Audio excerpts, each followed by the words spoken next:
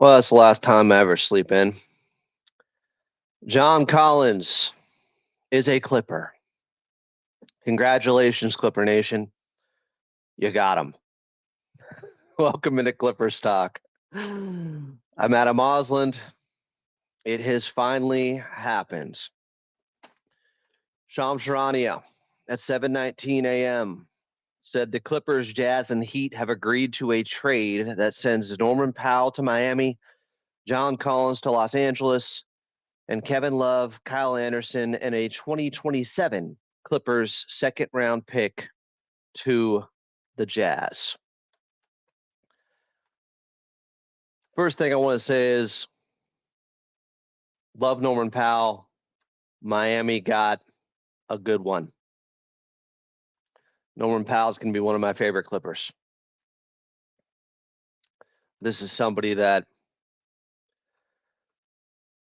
has been with this organization for a relatively short amount of time, but has made a big impact. Love Norman Powell. So you got to give to get. We talked about this possibility for some time. I know you guys have been talking about it since the offseason started, and it happened. It finally happened. John Collins is a Clipper, but it took Norman Powell to get it done. I think it makes a lot of sense for Miami. They need more scoring juice, and they got it with Norman Powell. We'll see what happens with his contract. We'll see what happens with the extension possibilities. Norman Powell has been a great Clipper. He should have been an all-star last season. My humble opinion, not so humble opinion. It's not humble at all. There's no humility in me. Norman Powell should have been an all-star. Now the question is Bradley Beal coming next? Is that part of the reason the Clippers did this? But we can get this going. It happened. I'm never sleeping in again. I normally am up at 6 in the morning, and this is the one time I'm not. And the trade goes down. I knew it was a little too quiet last night, a little too raff. When I saw it and I saw the text messages I was getting, let me see if I can find my phone here, because I accidentally ran out of my bedroom, and Shadow, my cat, was just outside the door, and Shadow got the worst of it. I think she's fine. And I picked her up and gave her a kiss afterwards, but I definitely was moving a little bit too fast to get to the computer to get to this live. Because unfortunately, Shadow always waits outside the door for me to wake up, and it had been past my morning wake-up call, and I may have given her a little bit of a shove out of the way. It wasn't George Costanza when there's a fire shoving the women and children out of the way, but it was my cat Shadow that I love dearly, and I do want to apologize, Shadow. I'm sorry, guys. I don't normally get up this late, and I'm still waking up. An apology to Shadow, who is appropriately named that because she follows me around, and I love her. But this is what Clipper Nation wanted. Is this what you want? Is this your king? We're about to find out. John Collins is a Clipper. You guys manifested this trade. It took Norm to get him. Again, you got to give to get, and it's tough because Norman Powell, I remember the 40-point playoff game against Phoenix, and this season was especially sweet watching him.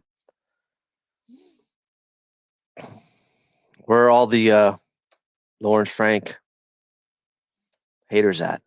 Where are you guys at today? He gave you what you wanted. The guy you've been asking for 5 years is now a Clipper. Do I need to put up the Lawrence Frank Cook gifts? I don't know if I can do it because I don't want to make it seem like,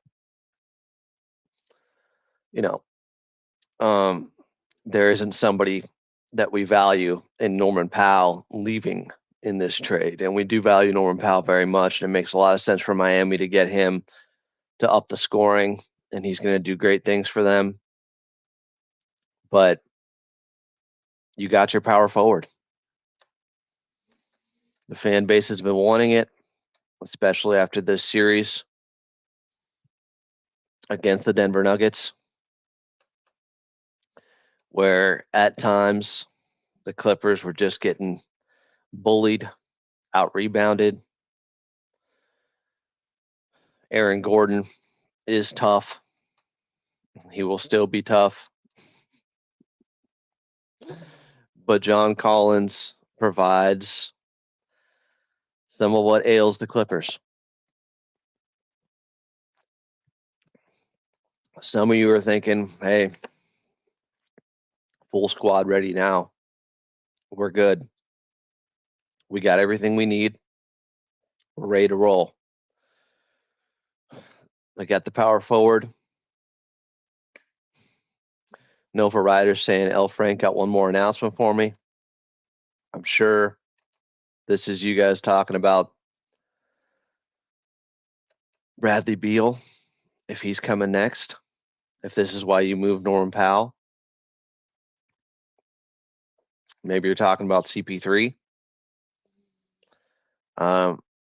Bradley Beal's not going to Miami now, I don't think. And that was the number one destination spot. So if Bradley Beal is the Norman Powell replacement with the Clippers, they're in real good shape. Real good shape. Lawrence Frank cooked. There's some people that owe this man an apology going back to last summer. He's been cooking for 2 straight summers now.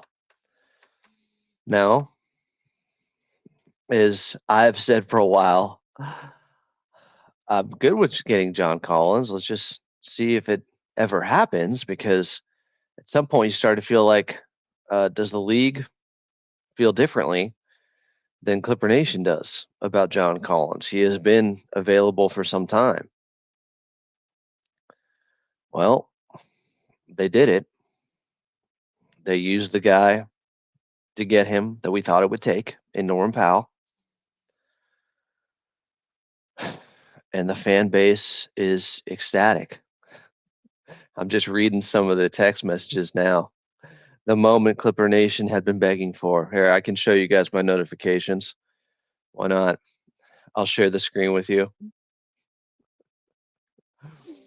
This is a historic day for some that have been wanting this for so long.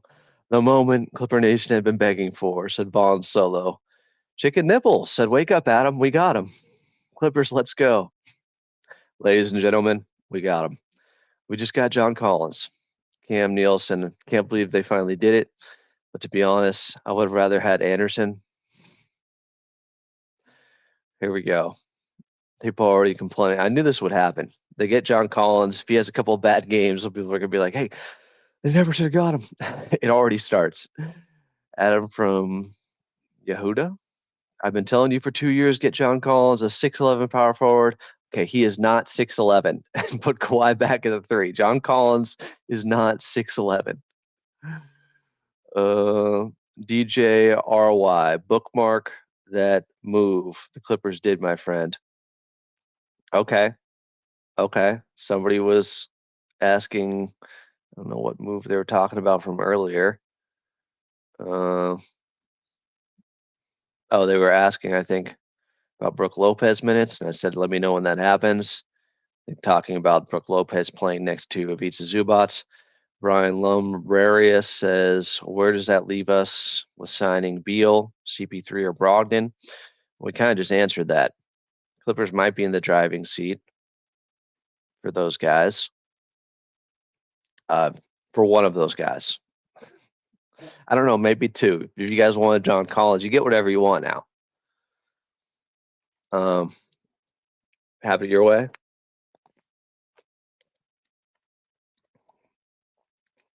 What is the Burger King slogan? Have it however you want it. Your meal, your way. The Your Way meal. That's what it was called.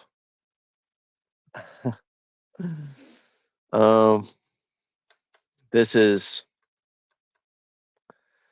sad because I love Norman Powell. So I'm a little bit conflicted. But I always said I was good with getting a power forward. Just who are they going to get? And is John Collins still going to happen? Because he's been out there for some time. I also said about a week ago, I just want them to get John Collins so everybody quiets down about it.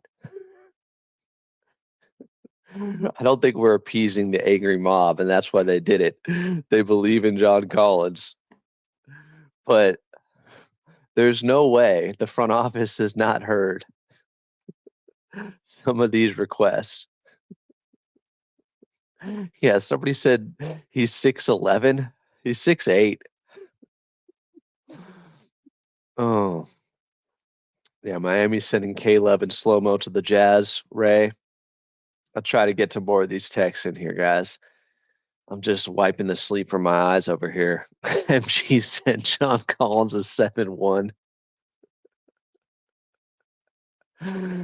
Oh, that's good. I think what took so long is, yes, it was a 3-team trade. Miami, I guess, felt that they were out on Bradley Beal, maybe. And that's why I said, well, we're trading for Norman Powell then. Or they didn't want to risk Bradley Beal going somewhere else. Could be a Clipper. Andre said John Collins starts, right? You would think. Someone else is saying Russell Cott is saying CP3, Harden, Kawhi, Collins, Zoo. Let's just go for it and have CP3 start. LOL. It's funny. You know, I did my Clippers Reddit segment last night, and where I go through Clippers Reddit and I play the clip from Star Wars where they're going to Mos Eisley Cantina, and Obi-Wan is warning them about it because it can be a toxic place on Clippers Reddit. And somebody had a post from like as soon as free agency opened that said, "Wake up, Lawrence Frank."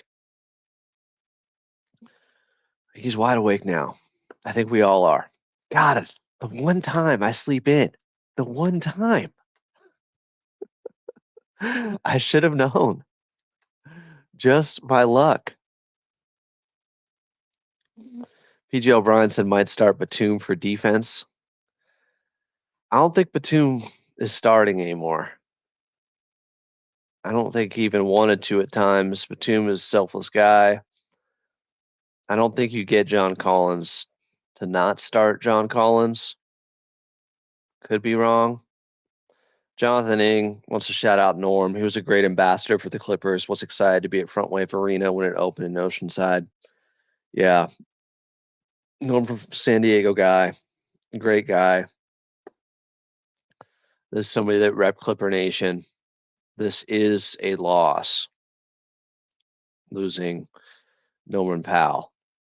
Losing a guy who the first half of the season was averaging 24 points per game efficiently.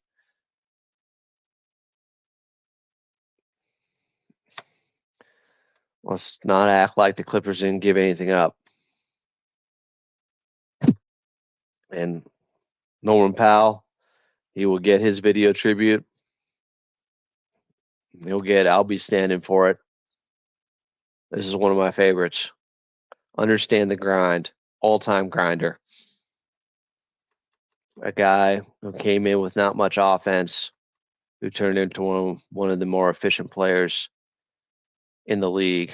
I'll read you the entire article now from Shams Charania. The Clippers, Jazz, and the Heat have agreed to a trade that sends Norman Powell to Miami, John Collins to Los Angeles, and Kevin Love, Kyle Anderson, and a 2027 Clippers second-round pick to Utah, sources told ESPN. Powell, 32, is coming off his best season in which he averaged a career-high 21.8 points and was an all-star candidate who started all 60 games he played in for the first time in his career. Miami is looking to rebound from a tumultuous season that included the Jimmy Butler trade to the Golden State Warriors and finished with a first-round sweep by Cleveland. Powell adds offensive firepower and was a 42% shooter from beyond the arc. Last season, the 6'4" guard is one of the league's hardest working players and should seamlessly fit Miami's culture. He is extension eligible and is entering the final year of his deal at $20.4 million this season. Collins, who's 27, is the kind of athletic big the Clippers have coveted in the past. The 6'9" forward averaged 19 points and 8.2 rebounds in 40 games for the Jazz last season and is also entering the final year of his contract worth $26.5 million due this coming season. Both Powell and Collins were unlikely to sign extensions with their respective teams, according to sources. While Powell was one of the league's best six men in his first 2+ seasons in Los Angeles before thriving as a starter last season with Kawhi Leonard out for the first 2 months, the Clippers have been looking for more cap flexibility. Leonard has 2 years remaining on his contract, and the Clippers' moves this offseason have been aligned with for future flexibility.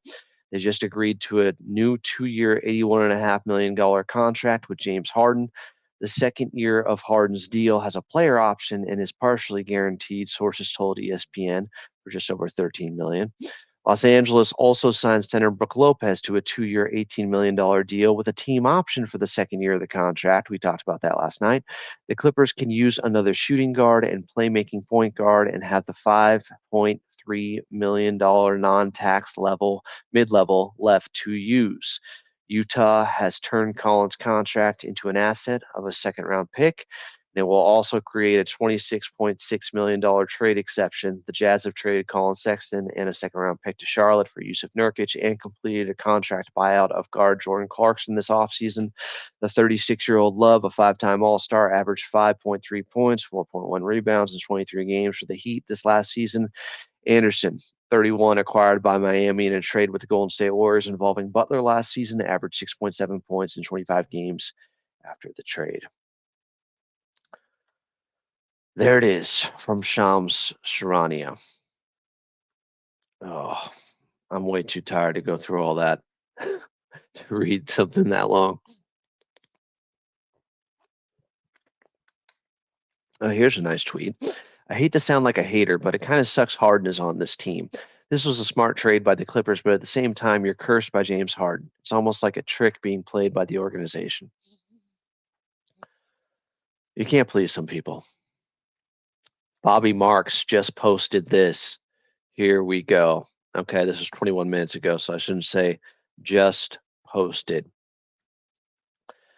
Bobby Marks, I will bring it up and share the screen with you guys. I gotta try to get him on the show. I came on with my guy Bob Schmidt who texted me earlier this morning from the Fear the Fro podcast. Clippers off season. So in a subsequent post, he had said the Clippers, let me see here. He said, I want to make sure I get this right. The Clippers are in a prime position next offseason, only $96 million in guaranteed contracts. So here he outlines John Collins making $26.6 million. That gives the Utah Jazz that trade exception. Norman Powell. Let's see. Here's just a little cheat sheet for the Clippers 2025 offseason roster. Projected salary $189 million. Tax threshold is 187. First apron's 195. We shall see. There's another move to be made here. But I told you guys last night I thought it was significant that it was a team option for Brook Lopez in the second year, and James Harden's partially guaranteed contract was only 13.3 million. So there's no reason to just talk about 2027 anymore as the Clippers opening up money. 2026, next summer, the Clippers have a chance to take some big swings should guys become available, whether they're free agents or trades. But this is quite the makeover. And the Clippers went out and got the guy everybody had been clamoring for. It really got to a point where I was just like, just please get him, because Clipper Nation has been so obsessive with John Collins. Just get him. I don't have to keep hearing about it. John Collins, by the way, if you want to look at shooting splits, because I've talked about if you get a power forward, you got to get a guy that can shoot. Well, part of the reason people wanted him was because he's coming off a career year, really from three. He shot slightly above this before, but he was at 39.9% from the outside on 3.7 attempts from three on the season to get to 19 points per game. He had a good year. I believe I mentioned this the other day, but I was reviewing tape of John Collins just like 4 days ago and just seeing where his athleticism was at. And it looks good. I was comparing his height next to the rim. I was seeing if he had any dunks like he had on Joel Embiid with Atlanta. Nothing where he got that high, but he also might have pushed off of Joel Embiid to get that high, a la Tom Chambers, Mark Jackson back in the day. But athletically, I mean, he's 27.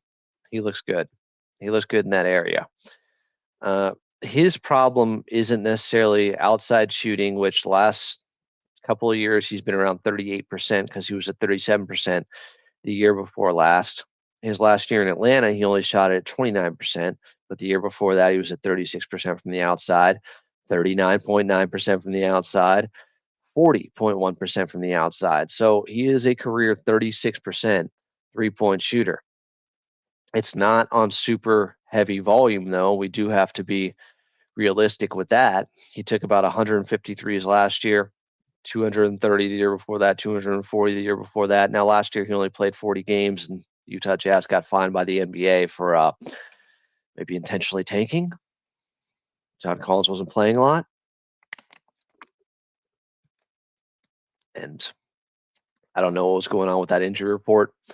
You never knew who was going to be available for the Utah Jazz.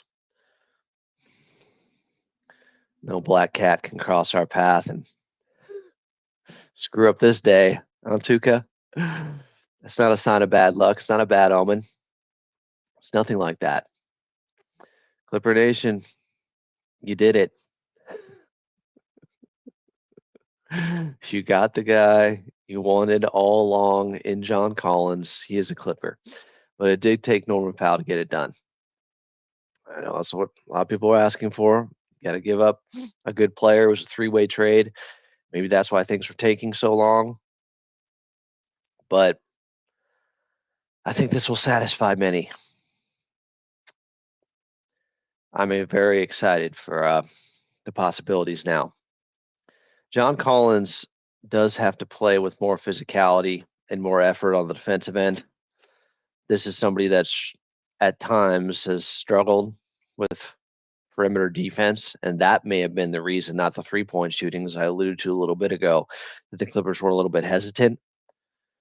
Switchability defensively and just having quick feet on the defensive end. And here's the thing, in watching the tape on him from this past season, like I did a couple days ago, it's like, well, his feet are quick enough on offense. I know that.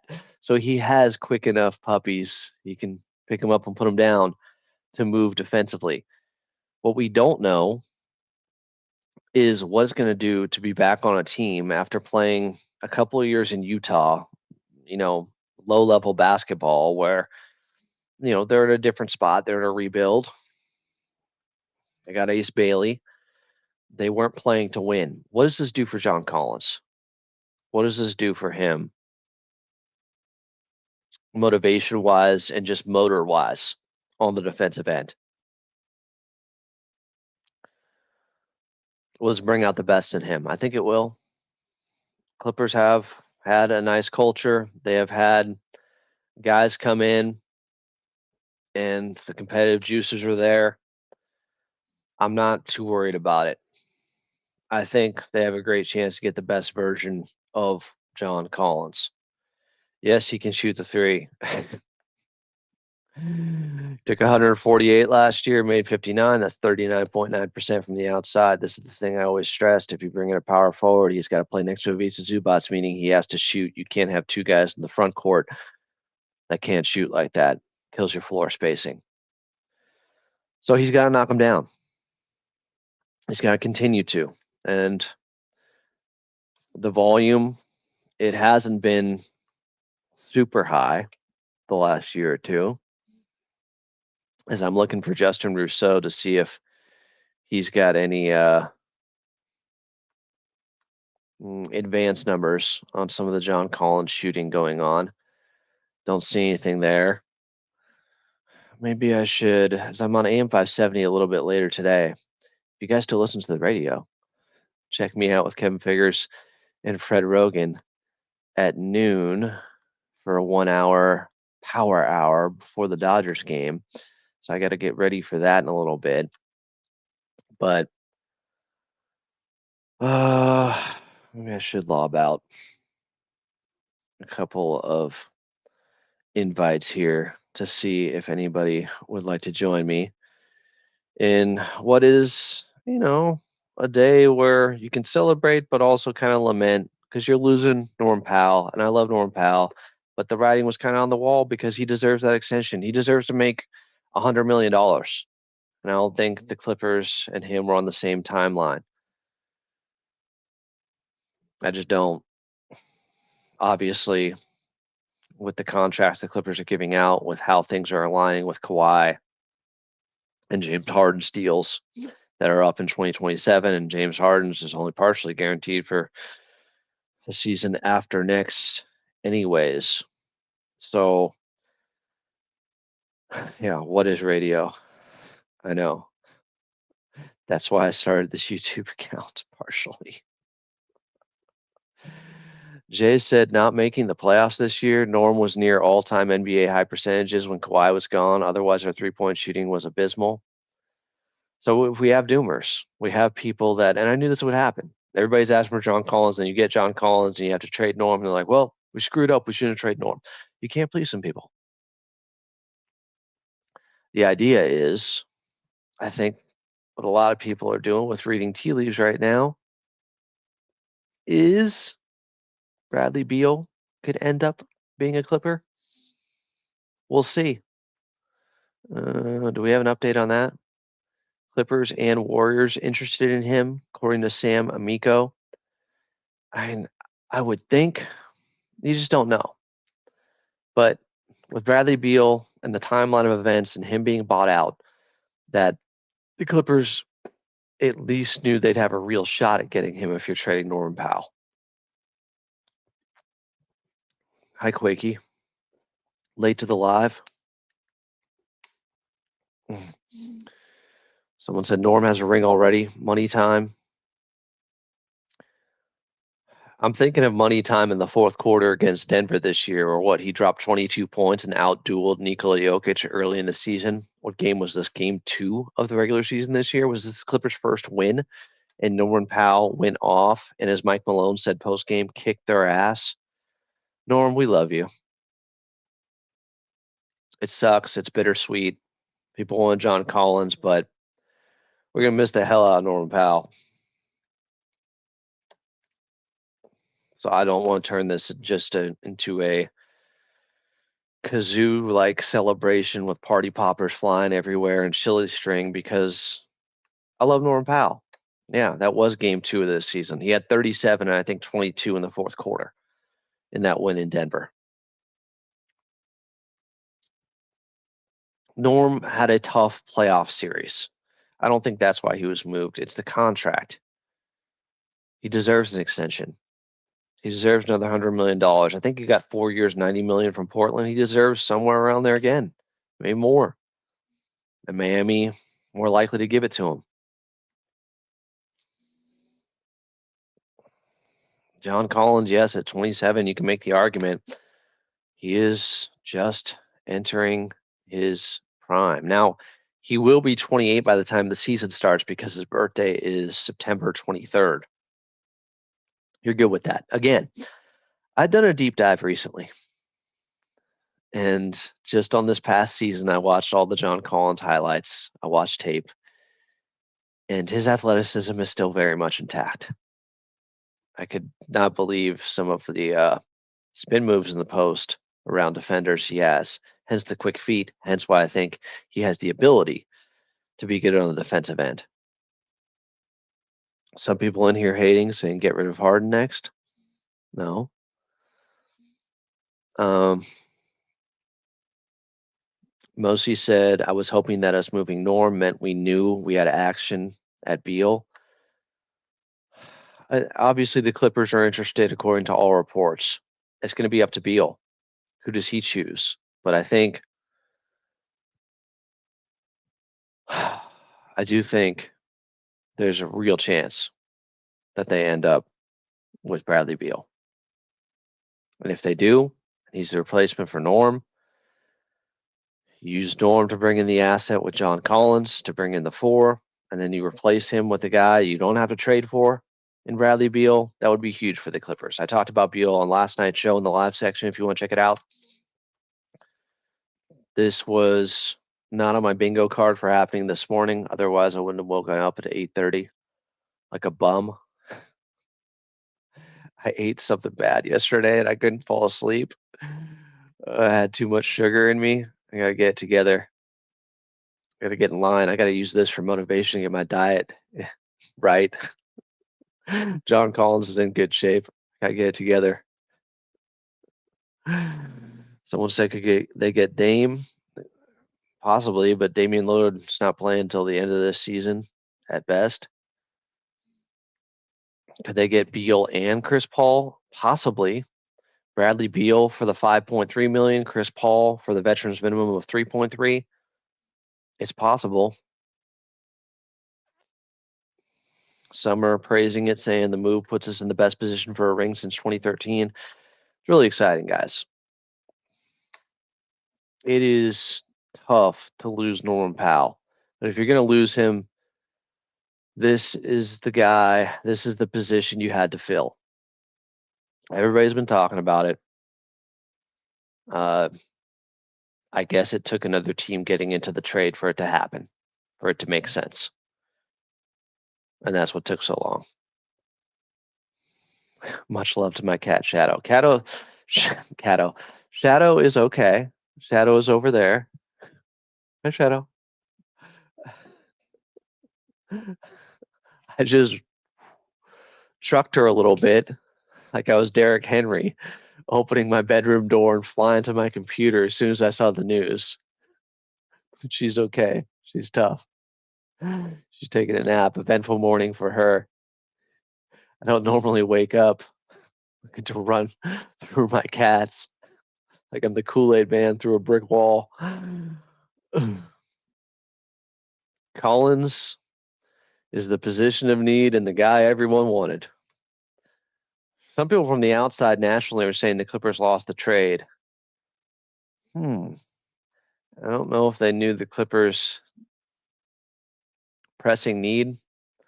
And if they get Bradley Beal, I don't think they're going to be saying that. It's just masterful work by the front office, per usual. This is not about Norman Powell being a bad player. This is about Norman Powell, as I have said since we started the offseason. He deserves to get paid, and his deal is likely going much longer than just 2 years. And therefore, he's not on the Clippers timeline anymore. Those things are not aligning. But I will be a fan of Norman Powell's, as I was before he was a Clipper, for the rest of his career. This is a guy I will be following and rooting for, as I have with so many Clippers who have been moved. It's tough. They don't get to 50 wins last season. They don't make the playoffs without Norm and what he did the first half of the season, especially before Kawhi came back. Just really, really impressive the way he raised his level of play. I missed the hell out of Norm. And we're going to embrace John Collins, as many have before he was a Clipper. This is a guy that I think you talk about getting a punch in the arm when it comes to a shot in the arm, when it comes to athleticism. John Collins provides that. He is a lethal dunker that has bad intentions at the rim. He is looking to embarrass you. He is a shit lob threat rim runner, pogo sticks for legs. And like I said, I just went over his tape from this past season to see where he was at athletically, and I was impressed. And I think I said this on a show, somewhere in the past week. So I ain't just saying it now the Clippers traded for him. I legit was reviewing tape on John Collins to see how high he was still jumping, how explosive he looked. This is Sarah said, Adam, we were just talking about this exact situation on last night's show. I know. We've been talking about it since the off season. Many have been talking about this for years. They've wanted John Collins. Yeah, he's 5 years younger than Norm. They're just about. And I don't think they're finished yet either. This move could portend them getting Bradley Beal with him being bought out. And that's your Norm replacement. If that's the case, wow. It'd be a heck of an off season. I don't think anybody would not be able to give the Clippers an A. I'm not going to read the Ari report. We're still waiting on him and his CP3 prediction of him being a Clipper. What a day for Clipper Nation. Ask and you shall receive. You got him. John Collins is a Clipper. Thank you, Norman Powell, for everything you did for this organization. Thank you for repping the team the right way, for having that tough-minded mentality. True pro, Norman Powell. Why are people coming in here and trolling? Why am I asking that? It's the internet. Sell the team. What are we doing here? Lawrence Frank alarms went off more early than usual. I had been waiting all week for a move to be made. And then last night I'm like, F it, I'll still do a show because the salary cap ramifications of the contract details we got with Brooke Lopez's deal being second year team option, same with Batum, and then a partially guaranteed second year of $13.3 million if James Harden opts in. That was so meaningful to me. I did a show last night. And then this happens this morning.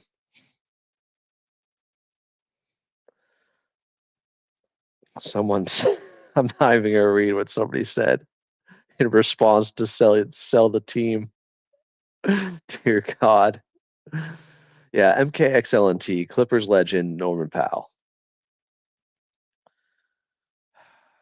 Big Norman. If I was this guy who still owned jerseys, I would have a Norman Powell jersey. I'm too old for jerseys now, probably, but Norman Powell's a badass. Love the guy.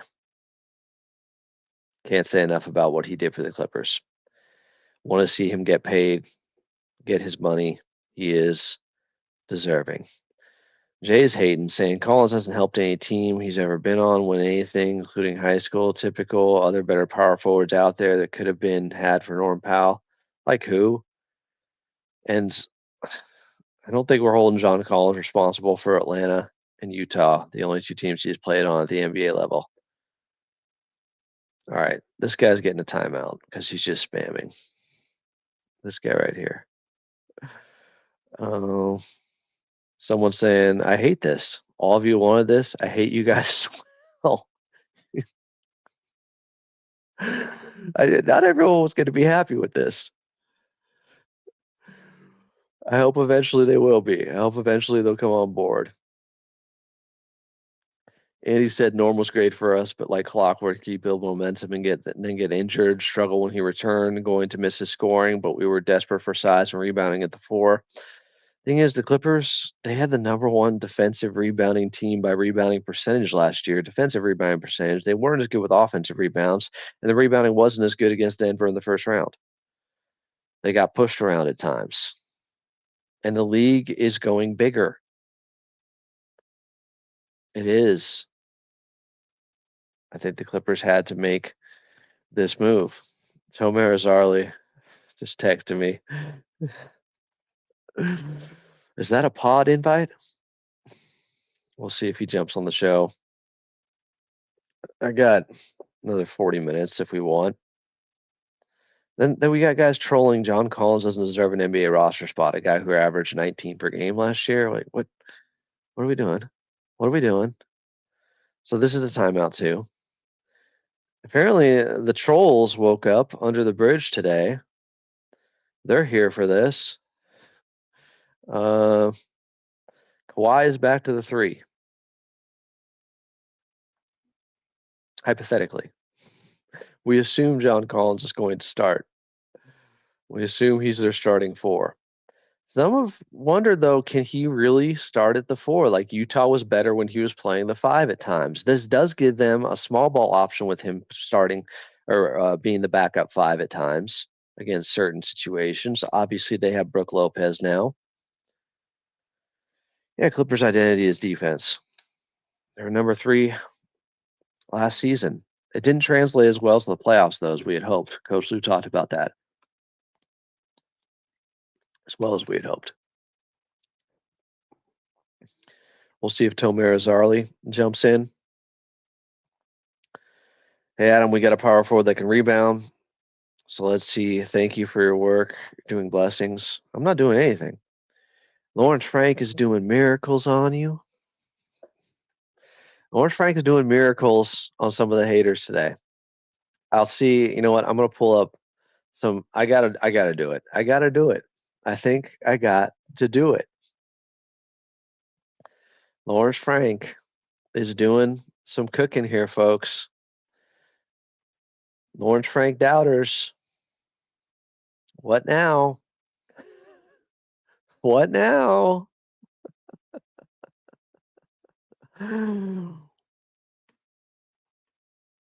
He's working miracles on you.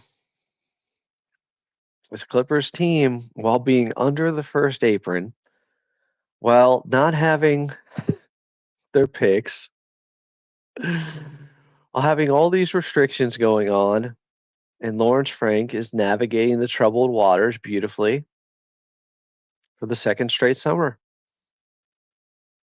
I like this. Mayor McCheesy said Powell has earned a Clipper Nation or a Clipper legend nod, in my opinion. I agree with you. Love, love, love Norman Powell. It is bittersweet. Clips for Die said, we'll miss Powell, but interested to see how John Collins fits with our team. I hope he does great in Miami. Yeah, man. There's no reason not to be a Norman Powell fan the rest of his career. It's fun. I've said this for a while, ever since, Tobias Harris. Like, this is a guy I liked as a Clipper. I continue to follow his career. There have been so many guys that high character guys that played with the Clippers that even when they were traded, I continued to follow them. And it kind of opens up your eyes to the rest of the NBA and makes you a smarter fan that way and less of a casual when you're paying attention to other guys spread out, former Clippers on other teams, and you're kind of tracking them and seeing how they're performing. Norman Powell is one of those guys. One of my all-time favorite Clippers. And they got the deal they made to get him with Keon Johnson. I mean, they cooked there. Eric Bledsoe. They did real work. Lawrence Frank has been cooking. I don't know how you can have a bad thing to say about Lawrence Frank now, guys. Alfredo Rodriguez said Frank's on the hot seat only because he's cooking. Maybe I got another picture for you that reminded me of some people's favorite condiment. Frank's hot, red hot. Frank's red hot. Frank's red hot. Should I post that or one of the pictures? I don't want to seem like I'm insensitive to losing Norman Powell, is the thing. But if anybody's listening to me, I think they know how I feel about Norman Powell. Love the guy. We'll continue to enjoy watching him ball. And he's going to help out the Miami Heat, who are starved for scoring, keeping with the cooking metaphor, tremendously. Tremendously. I'm just saying. I'm just saying. You got a good one, Miami. You guys can celebrate too. Lawrence Frank. No party is in a position to complain after this trade. And that's how it works for all sides, for all teams. Not every time does it end up being so one-sided, like how they got Norman Powell in the first place. Here's a hater, first round exit still. I notice you do shows like this with breaking news. You get in a lot of noobs to Clippers talk. Noobs and boobs. The people are acting like it. Who just want to hate and troll. That's fine. A lot of people in here. Miami needed help. A lot of it scoring wise. Their offense, tough. Tough watch at times. They got Tyler Hero. They need a lot more scoring, and they lost Duncan Robinson. So this really, I think they're probably going to look at this as a replacement for Duncan Robinson in a lot of ways. And Norm's honestly better than Duncan Robinson. So they got an upgrade there. How'd the money add up contract wise? John Collins is making 26. It was a three-way deal, so I'm gonna have trouble as I'm looking at all the math problems swirling around me, figuring out how all the money works out. It just works. It just works, okay? It just does. Like Kramer explaining tax returns or write-offs. They write them off. You don't know what the hell a write-off is, do you? Yeah. Norm's catch and shoot numbers, off ball play for them will be fantastic. I did tweet out a picture of Norman Powell at follow and I'm Adam A cooking. I couldn't help myself. Should I do Frank's hot sauce picture next? All right, I'll do that. Frank's red hot. He is. He is. Too funny. Peter Boone said, I just bought a Batum jersey. I thought Tomer might jump in. You know what? Why am I waiting? Why am I waiting for Tomer? If he don't want to come on with me, there are other people who appreciate an invite to Clippers Talk right now. Just gonna send it out to everybody here in the chat. No, I'm playing.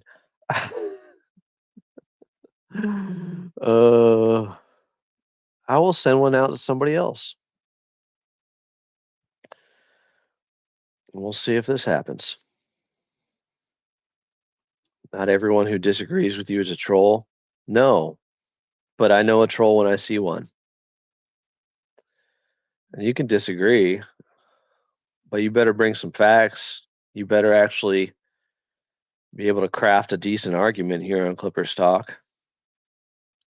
Alfredo said, I think the last player Clippers need is a human victory cigar guy, somewhere in the lines of Darko Milicic or Boban Marjanovic. Oh, Boban, another one of my favorites. Everyone's favorite player. Feel good guy that is easy to cheer for. I don't know. Is Patty Mills coming back? I think Chuck's working right now, but I think there will be a clips and dip later tonight. Oh, great. If I had sent out that invite, Mostly said I would have got on naked. Channel goes down pretty quickly there on YouTube. Not allowed. Excuse me, sir. This is a family restaurant. This is a family social media video site. Death Toll lineup. Are you guys already thinking about Zoo next to Brooke Lopez, next to John Collins, next to Batum, next to Kawhi? Is that what that lineup is? I think Tomer wasn't the biggest fan of maybe the John Collins stuff after we heard from Tomer on Clippers Talk. On draft day, the draft day spectacular we did here last Monday, a week ago. You guys like these tweets I got? Frank's red hot. Our starting lineup is higher, younger now. We're higher, not taller, we're higher. That's a big step to be successful. Well, they can go big. Twin towers, two towers, whatever, long sword, as my friend BTB would say. Mike said Miami got Norm for free. I mean, they didn't give up a lot. That's true. Thomas said now we just need to tweak our offense. Thomas is wilding a little bit here.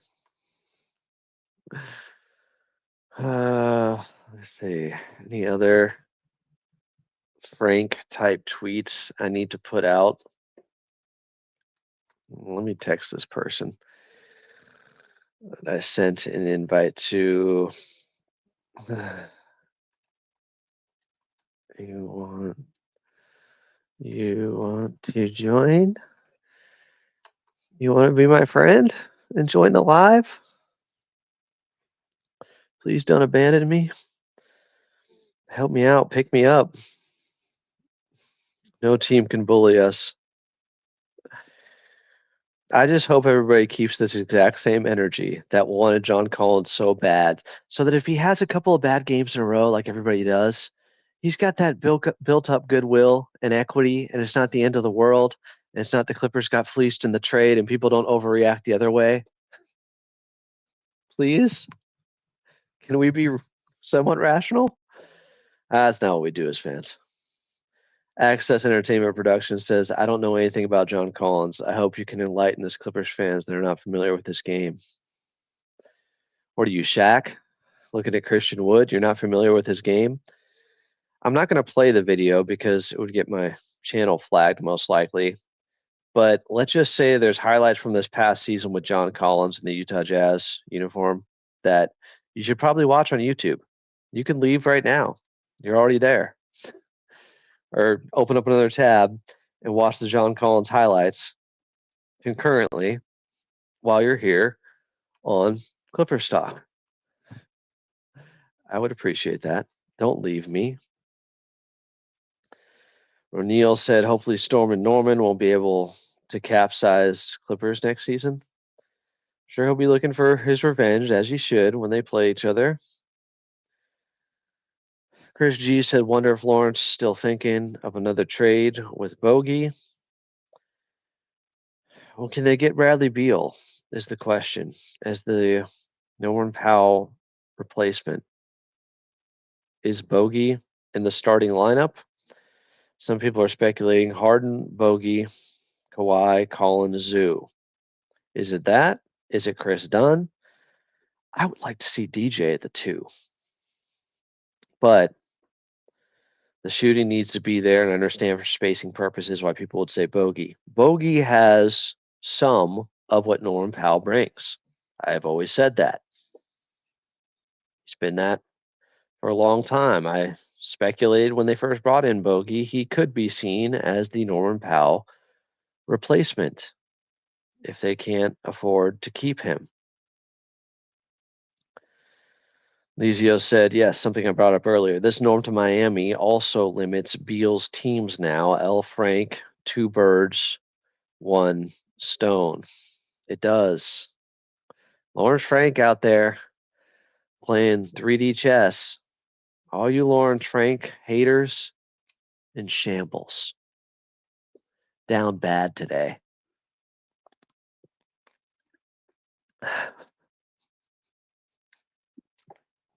Some people are still worried about the relationship with James Harden and Chris Paul. I don't think there's any bad blood there. Sarah asked if we get Beal, would we start him next to Harden or stick with Dunn for defensive purposes? Yeah, that's something that has to be discussed. I think Beal would start.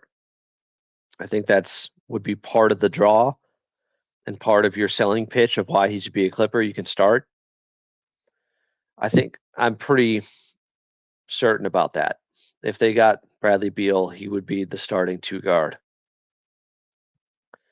That means you got Dunn, you got DJ, you got Batum coming off the bench, Brooke Lopez. Then we got doomers like this. Adam, can you admit we're still a first round exit? I said last night that this Clippers team has a chance to be a top 4 seed in the West. So no, I'm not admitting they're a first round exit. People keep saying, well, they've been first round exits the last 3 years, as if every year is the same story just because they got bounced in the first round. Like, look at the context of those years. Every year was different. First time it was against Phoenix. They lost Kawhi after the first 2 games. They didn't have Paul George the entire series. Last season, before this past year, it was Dallas where they didn't have a healthy Kawhi. He only played 2 games, didn't look right. And this year, no excuses. They lost to Denver. I thought they let the series get away from them. I thought that was a very winnable series. They should have won it. Denver goes on to take the champs to 7. They pushed OKC further than anybody. Well, I guess the Indiana Pacers also took them to 7, but not all first round exits are created equal. I don't get paid by Lawrence Frank to promote him. I've always liked Lawrence Frank. I like his demeanor. More importantly, I like his moves. He has a brilliant mind. Looks like we are going to have a special guest here in just a little bit. Somebody's going to hop in with us. If we don't get Beal, how does this move look? Still like they take care of a position of need with them getting that 4 that everyone has been desperately asking for, desperately waiting for. Desperately wanted. I remember running through the wet grass falling. Was that better than Ezra? Yeah. And it's good. Oh, this trade is good. But we'll miss Norm. Alfredo said, Chunk, it's more than just that. Paul defeated the Clippers in 2021. There's only NBA Finals revenge. Oh, you're talking about CP3? Yes, that game 6, he lit up the Clippers in the Western Conference Finals. Clippers would need to convince CP3 hard that they are competing over sheer relevancy. Renee said, my guess, Beal or CP3 are coming possibly. Connecting dots, are we? Mostly said, if we get Beal, he has to start. Yeah, I don't see any situation where he wouldn't, to be honest. If he's coming here, he's coming to start.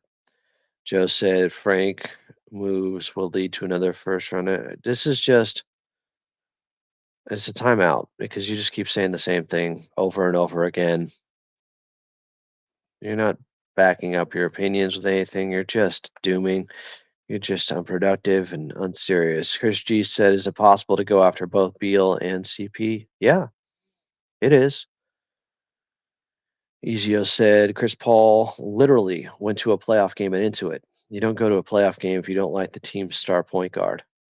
Yeah, like he and James Harden been dapping each other up, saying, well, like, I don't think there's any bad blood there. Thomas said Aaron Gordon can't bully us with John Collins.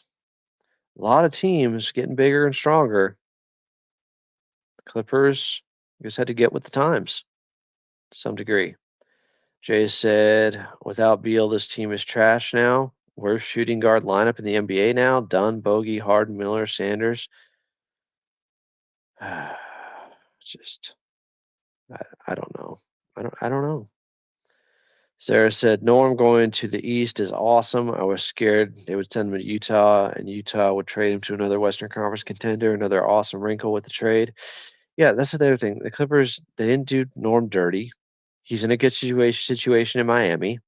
There's no sales tax, and he can get paid there. And he's on with a good organization, a good culture. Heat culture. Now the Heat has some culture because they got Norman Powell. He's going to change their culture. He's going to make it a much better place. No, they have had something going on there. You can't deny it. I know people like to hate on it. I love Pat Riley. I love Adrian Brody playing him in Winning Time. I love that show. Damn you, HBO. Joe Poro said, okay, this is the guy muted. We're all guessing who's coming on. Mystery guest in just a little bit. Let's see. Terry said top 4 seed matters. Imagine game 7 at home against Denver. That's my point. You get game 7 at home at Intuit Dome, you're in great shape. Chris G said this is going to save the Clippers so much money going into the following season. They're in great shape for 2026 now, too. It's not just the whole 2027 narrative is over. 2026 is also a summer where the Clippers could make significant big moves, reformatting the team, reloading. Jeremy Moore said, I feel like a Norman Powell type player is easier to be replaced than a John Collins type player in today's league. Maybe so. Shootout, better than Ezra. Shout out. Simon said, what does this do for Jordan Miller or Cam Christie? Any chance for them to crack the lineup? Maybe. I don't. Play well. Play well in the G League, play well in Summer League, play well in the preseason, and then when you get a chance, Jordan Miller had chances last year. I'm sure still getting opportunity. Summer League's coming up this Friday. Ezio said if we don't end up getting Beal, this could finally be the time we use one of our young guys for the opening at the 2 spot. Maybe. I think Beal would be coming off the bench if they get him. D. Damari said, LOL, why do people hate? Russell said, what do you guys think the Clippers should do to not be a guaranteed first round exit? It's just a dumb question. Well, at least you're admitting it. Like, who are they playing? I mean, it kind of matters who they're playing if you're talking about what they should do, game plan wise, schematics wise. If you want the most general answer, play better, have more of a sense of urgency. There's my answer. Josh said CP's best shot to win is with us. He'd have to take the vet's minimum to play, and I think he'd do that. Been spotting him around LA the past few months. Well, he lives here.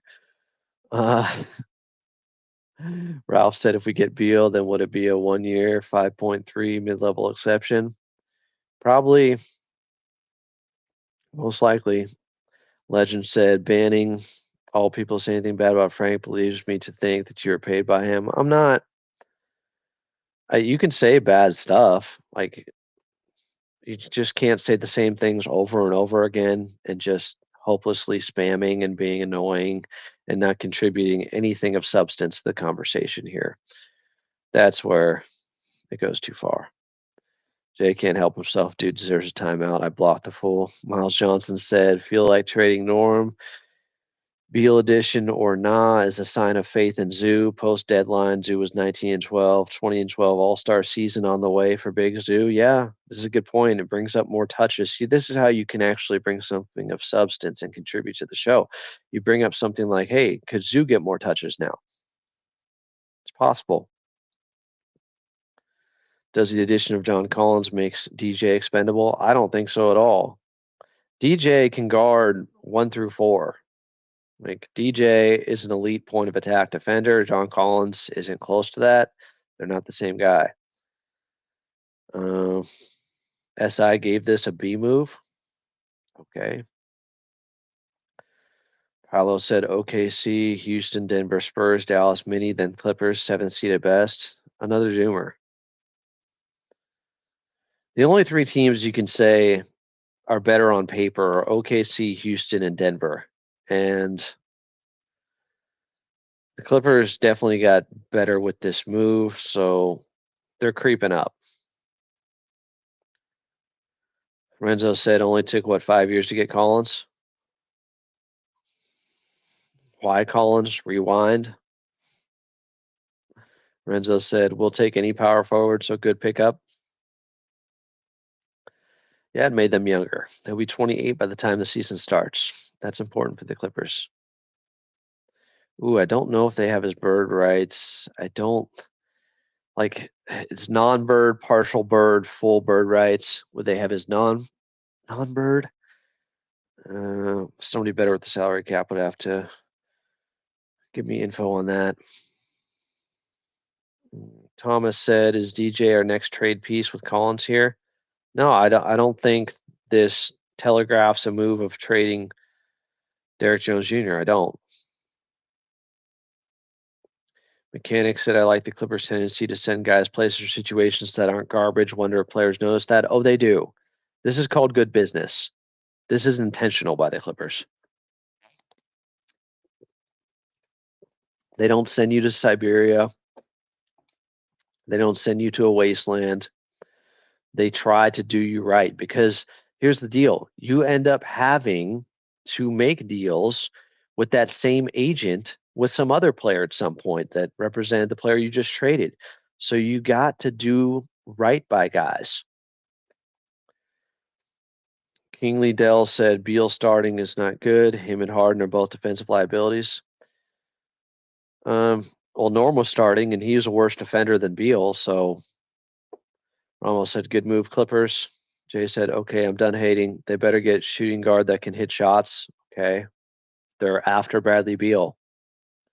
I said last night he is a better player because of his on-ball juice than Norm. Yes, I like the trade. I've been saying this trade could happen. I was just wondering why it was taking so long if it was ever going to happen, and now you see it was a 3-team trade to get it done, so a little bit more complicated. Utah needed to get something different out of it. They did via Miami. Legend said, "Why do you talk about Frank like he's Sam Presti?" Frank has done a really good job. I'm just giving people credit that deserve it, and he is the vice president of basketball operations, so he signs off on these moves. The buck stops with him. So when someone deserves credit for a move, start with Orange Frank. Boego said it's going to be Harden and Dunn. We need Dunn. We'll see. Good move or terrible at power forward. Somebody keeps bringing up losing 3 first-round series. I already addressed that. They're not all the same. Yes, you're probably going to lose if you're missing Paul George in one first-round series where you only have Kawhi Leonard for 2 games. Then the next year you only have Kawhi, beat up Kawhi for a couple of games against Dallas. And then this past year, yeah, no excuses for this one. I think they should have beat Denver. They blew it in games 1 and 4. You want to go after this past first-round series? Even though Denver went on to take the champs to 7, I still think the Clippers should have won that series. I was still highly disappointed. They were healthy and ready to go. Why he Hoop said, stop with all this first-round exit BS. It's a long season. Anything can happen. Stop acting like losers. We won today. But we lost Norman Powell. Tuca, stop trying to scratch me. Chill. Play after. Tuca's got that power forward toughness in her. She plays bigger than her size. Tim A said it. I'm going to miss Norm for real, but need to keep adapting while remaining flexible. I miss the bow-legged snipers, some called him. The Powell Rangers we're going to miss. God, I've been doing a Powell Ranger deep dive recently. I've been going back and watching some old episodes or episodes I missed, like when the White Ranger fights the Green Ranger. Tommy gets cloned somehow. It's wacky storylines and stuff. And R.I.P. Jason David Frank, one of my heroes growing up, and I've been doing a deep dive on that and what happened. Power Rangers been on my mind. Powell Rangers will be missed. We love Norm. This cat is. Hey, you want to you have something to say for yourself? What now? Stage fright? Show him what you were doing to me. Show him. Show him. Oh yeah, yeah. This is what you were doing. Look at these claws. Look at this. You think this is okay? I feed you.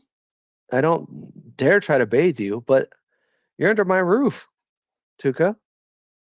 The Tucanator, as I like to call her sometimes. She's named after former running back Biaka Batuka. Tuca sounds feminine.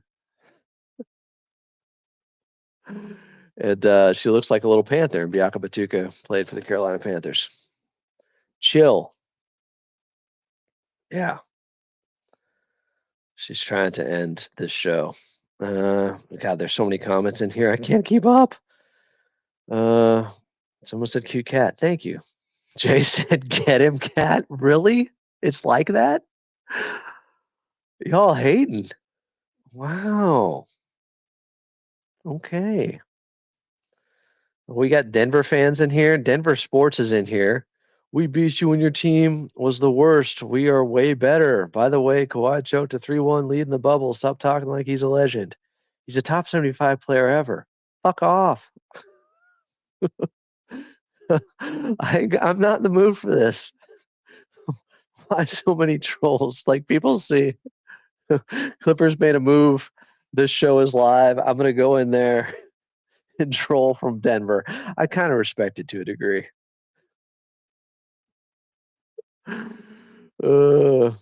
Show Adam who's boss. Tuca did that.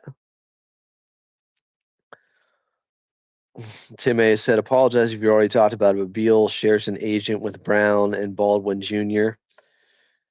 See, they have a relationship with Bradley Beal's agent already.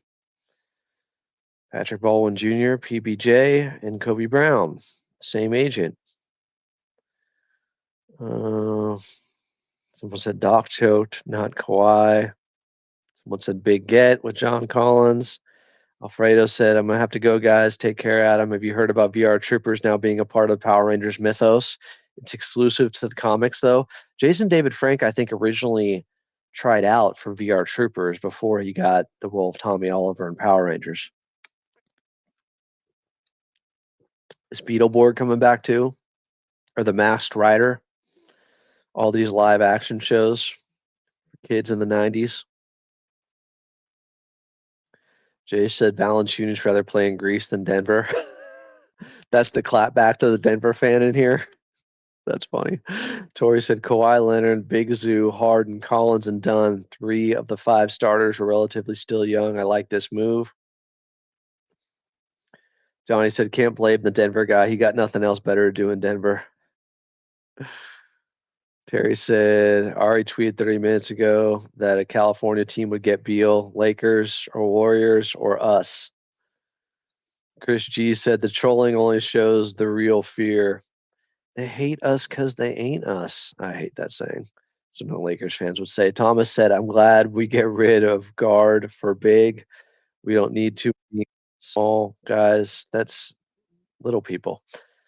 Here's a big person. Big in the media landscape. Big with his NBA knowledge. Big with him saving my ass on this show many times over, especially on a day like today.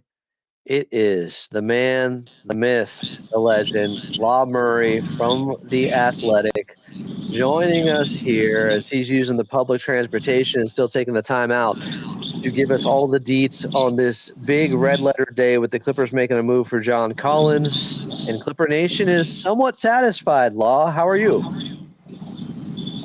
Dude, I'm here to talk to Yannick and Kobe Sanders. So, you know what? You You know want what's to talk funny? John Polidikis? Probably there will probably be a sighting. There will be a lot of sightings today, if you will. Are you on Um, your way to Summer League? I'm on my way to Intuit though. Okay. Is Yeah, Lawrence Frank having a presser? absolutely not. The trade's not even Well, official, so I doubt. yeah. I doubt that one. I doubt that that's going to happen. I mean, the trade can be official probably any minute, but I I don't anticipate Lawrence making himself available today. So so there's that. Did, did you anticipate a three-way trade in order for the Clippers to end up getting John Collins, the most sought-after player by Clipper Nation in the history of the franchise? In the history of the franchise, man. You know what's funny? It's Monday morning, and you know I haven't really been getting up early ever since the season ended. But I was up at like 6 a.m. Like I was up at 6 a.m. and not like even up struggling. Like I was up like, okay, what we doing with this right now? You know what I mean? Um, and I was like, okay, let's chill. I got some time. Let me see what it's looking like as far as this practice, the summer league practice. And then I get the word that that move was coming today, and I was just like, of course, this is a great morning for it to happen because I was already on the computer, I was already awake, I was already like the blood was already flowing, and so um, I also I had talked to people close to John Collins a couple weeks ago, actually, um, or actually not even a couple weeks ago, a week ago. Things are blurry. We had the draft 2 weeks ago. We had Game 7 15 days ago. Um, like, but I did do a little check on John because that's what I do. I don't know if y'all realize this. I've been at the Athletic for 5 years, but part of what I feel like I need to do is while y'all do all that bullshit talking about what Eh, don't censor my guy just because you said bullshit. You didn't censor me. I just said it. Law is en route. We'll see his connection comes back. We got you, Law. We got you. uh, I lose We're you. good. We're good. We're good. We're good. Hold on. I got you. I'm gonna text you. I'm gonna text you. We got you. I hear you. We're troubleshooting. Live show as it always is here on Clippers Talk. Uh, Law, I hear you. Not sure if I'm still here. Are you ready for your close up? Yeah. Law, we got you. I'm on dip for now. I got to call back. Let me try and call you guys. Okay.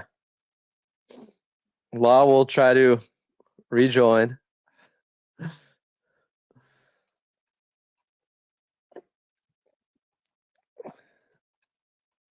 Law Murray of The Athletic. He's on his way to Intuit Dome. Maybe he's getting shots up. Some people in the chat are still talking about Jurassic Park because I saw that over the weekend and expressed. See, I wanted this trade to break during the Lost World rebirth. It didn't. I had to wait a couple of days because I wanted to leave that damn movie immediately. Like 5 minutes in, like the cold open they did was so trash, awful, embarrassing, so bad, so bad. Ezio said Kawhi going to the three could save his career. I don't know about that. But Kawhi has expressed until they get a real one, he said, regarding the power forward position. I'll play it until they get a real one. So this is a big reason, of course, why you bring in John Collins, why you get a power forward. Kawhi goes back to his natural position. Wouldn't be having to guard Aaron Gordon as much as you just did. Lamar will get back to us here in a little bit, but this is all part of it. Kawhi, while I think positions are a little bit overrated, it would be nice, and I had said if they can get a power forward who can shoot, great. But you have to get one that can shoot. You can't just get any power forward. People are just talking about, get me an athletic rebounder. It's like, no, we need an athletic rebounder that can defend. John Collins isn't great in that area, but we shall see, because a lot of that defense, 90% effort, what Pat Bev say, like 80%, there is a skill to it. But I think on a team that is trying to really compete, that may light a fire underneath John Collins. But you have to get a guy that checks all these boxes, can rebound, defend. He's capable. He needs to show it more. Can shoot, be an athlete. Some people are still in disbelief. I can't believe we got John Collins. They got younger. John Collins is 4.5 years younger than Norman Powell. So, yes, they did get younger here. They did give up a second round pick, by the way, and I do want to point out that if it's one of those second round picks, and we don't know this, and when Law comes back, we'll see if he knows. It's one of the second round picks. If it's one of the ones that they got for Terrence Mann, remember, they got in the bogey trade with T-Man, they got 3 second round picks. If they used one of those to get John Collins, I told you guys, it's not just about getting bogey. Those 3 second round picks from Atlanta, that was a big deal. And if it already paid dividends, wonderful. Joss, I don't know why they haven't done the prequel Jurassic with Dr. Wu. That'd actually be kind of fire. Yeah, people have been asking for that. He was in the first Jurassic World, I think. Did he end up dying? I mean, that was also bad, but this Jurassic World made the first Jurassic World look like Jurassic Park, look like damn Citizen Kane. Juan said, I believe this is good for us.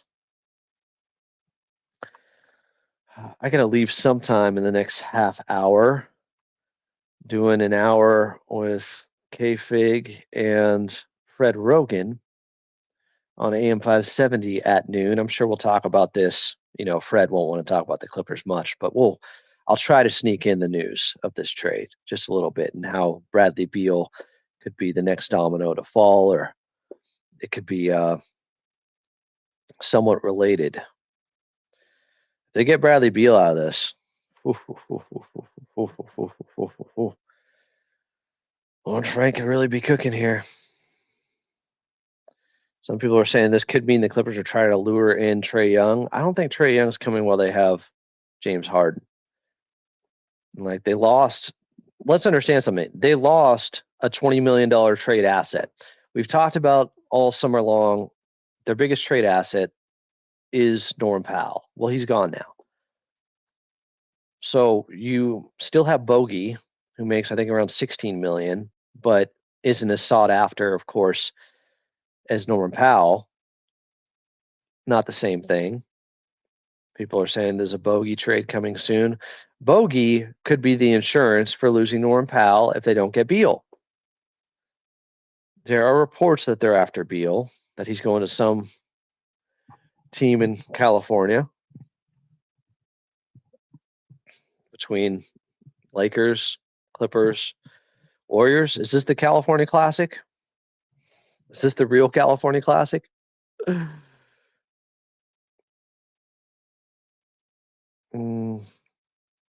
thought the Clippers were the team that gave up the second in this. Am I wrong about that? Let me double check. Because I was pretty sure, a 2027 Clippers second round pick to the Jazz. Now that could just be the Clippers pick that they owned and not one of the picks they got from Atlanta. Jay said writers are torching us and laughing, saying we just opened up a playoff spot. I do love when other teams are hating on us. I mean, if they get Beal out of this, nobody's going to be laughing. Like,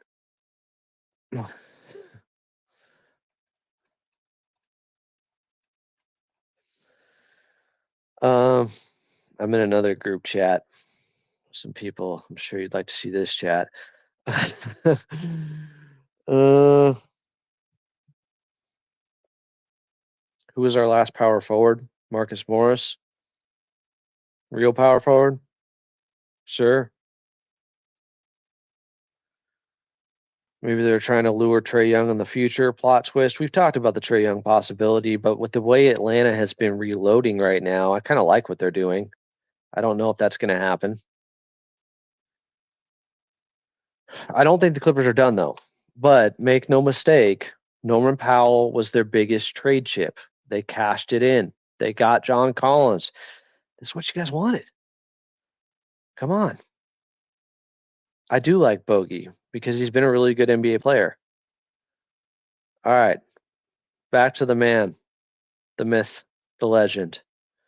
He's a very busy guy on a day like this. I'm appreciative of having Law back in. Law, I believe when you ended your last statement, you said bullshit. Say that one more time. When you were cut off, when we lost you, it was right after you said bullshit. You're calling out people's bullshit. Or aside from the bullshit, I think was the phrase. Yeah.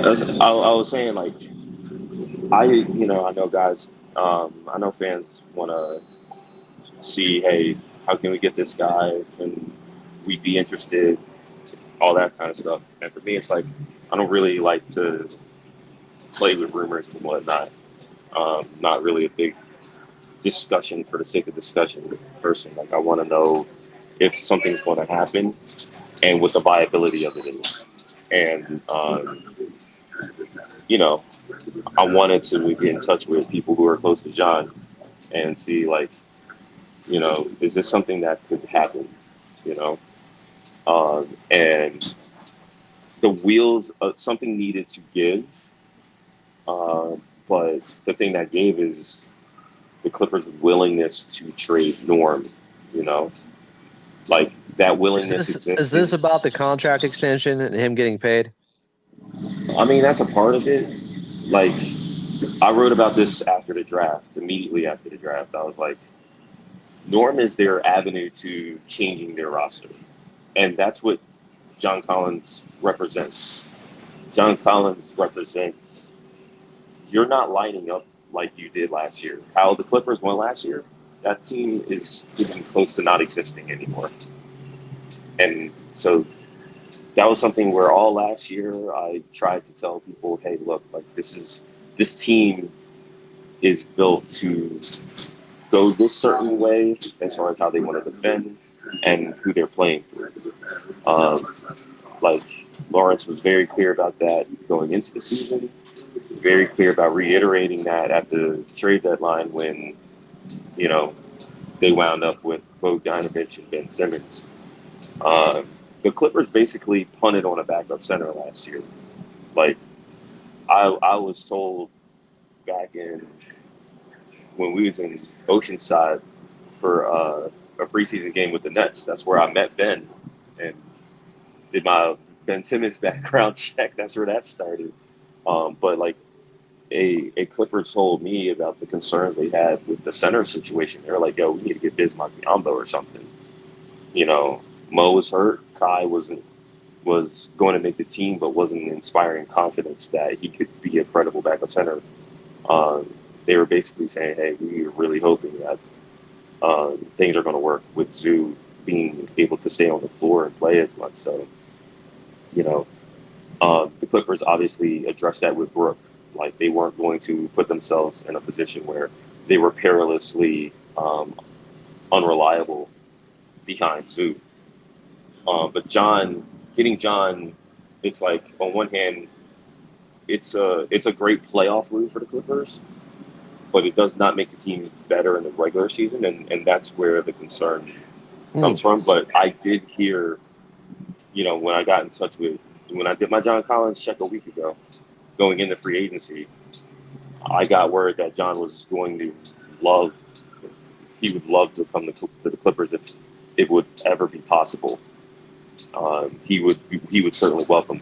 I mean, not just about getting out of Utah. Like the writing was on the wall for Utah to move on from John. Um, the writing became that much more clear when they traded for Nurkic without giving up anybody as far as any of their bigs. I knew that was going to be a little bit more complicated than just taking on Norm because, again, the Jazz have a bunch of guards that need time to play.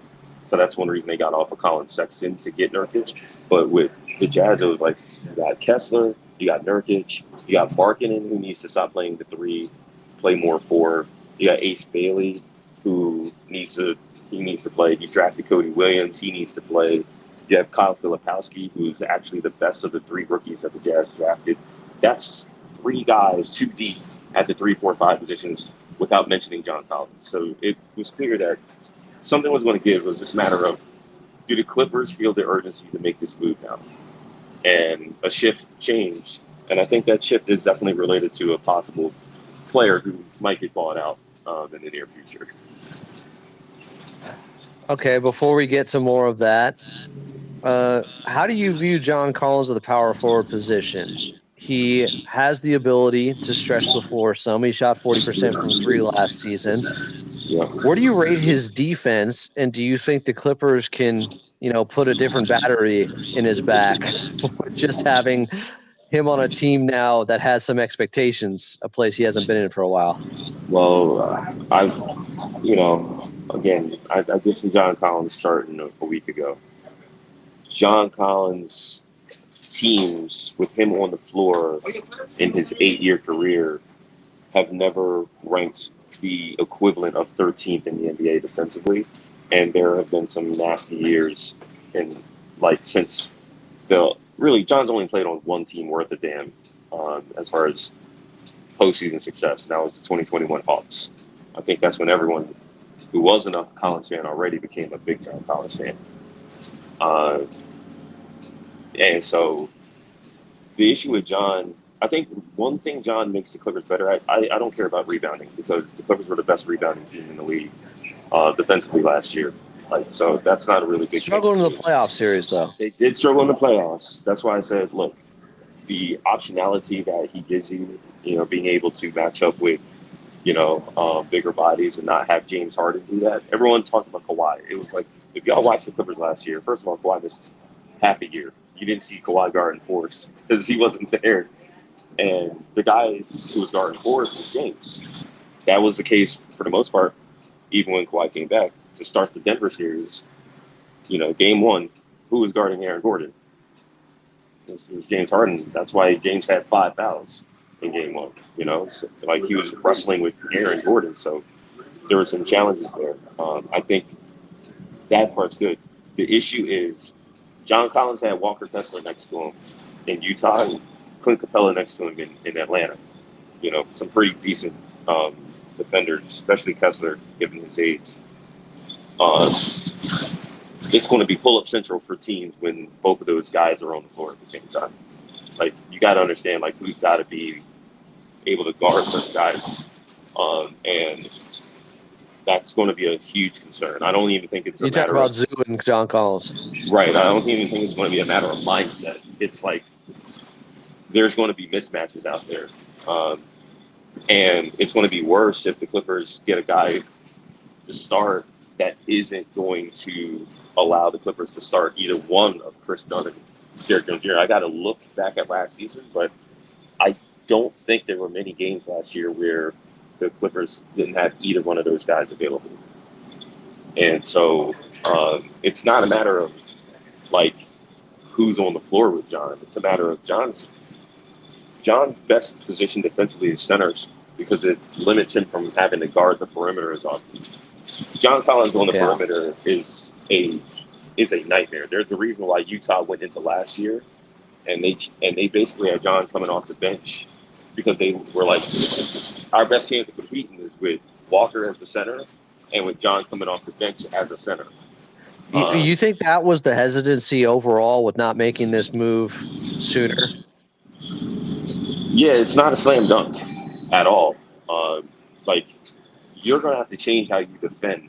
Uh, like last year, the Clippers had, you can talk about the issues they had with bigger players in some cases, but over the course of the regular season, they were a top five defense because they could always be confident in their ability to defend the perimeter. Like they were great at keeping the ball out of the paint. You weren't driving on the Clippers last season. They were one of the best paint defenses in the league because you weren't getting the ball inside. The point of attack was on point, and they had guys to defend. And yes, even when the ball did get inside, you had two there to anchor the defense. You just don't have a quality or perimeter defender in John. So, but that's not as huge a concern with some of the lineups the Clippers can put out. But if the You Clippers you have think some, he's in the starting lineup? yeah, I think you make this move to start him, no matter what happens. I think that's got to be what you do. First of all, he's a $26 million player.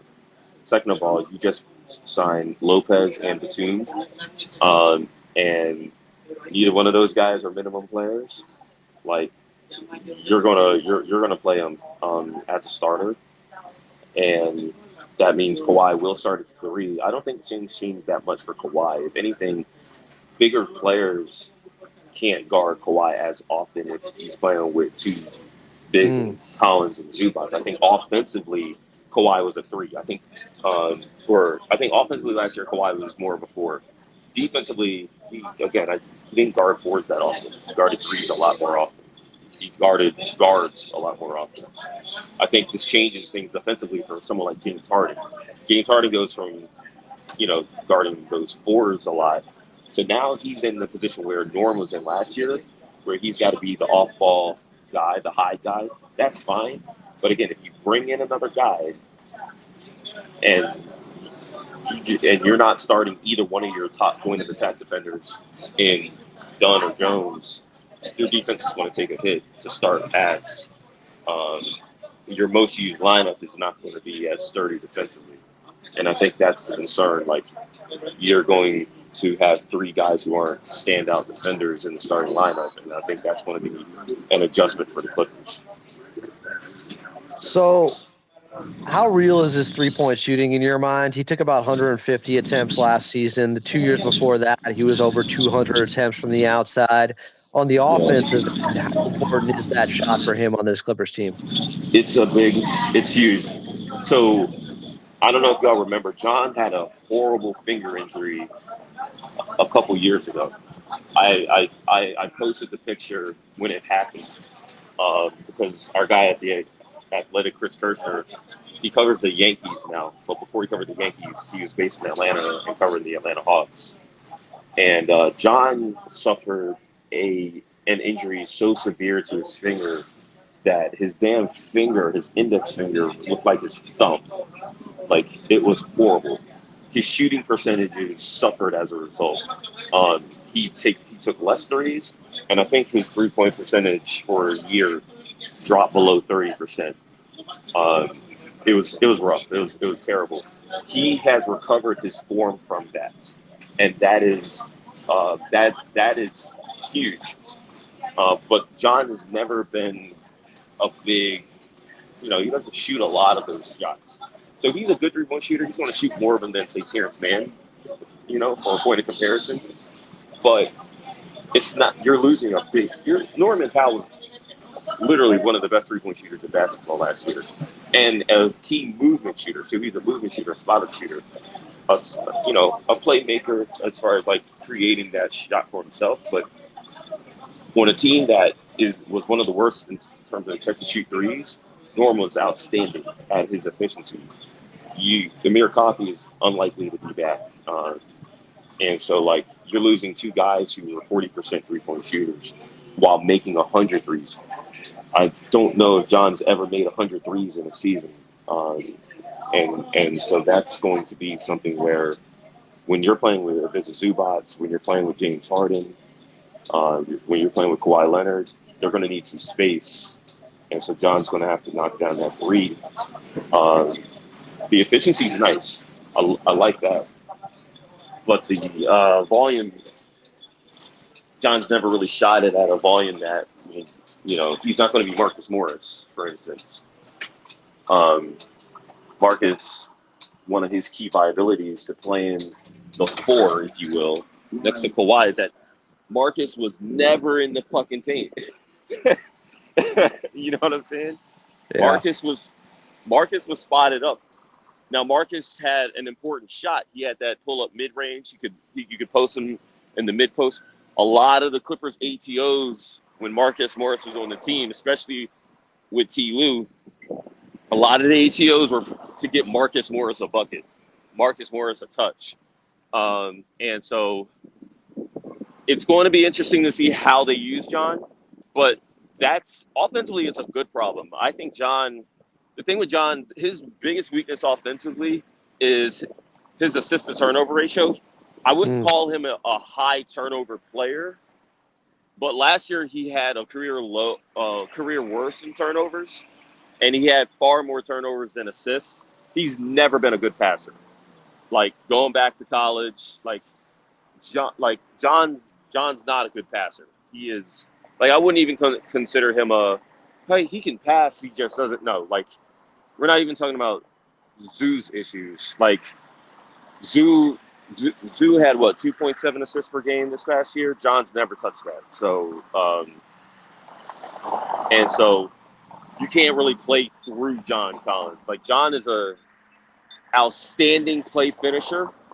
You want John Collins to shoot the basketball. It's ironically, it's a lot like Norm. Like Norm's never been a good passer, right?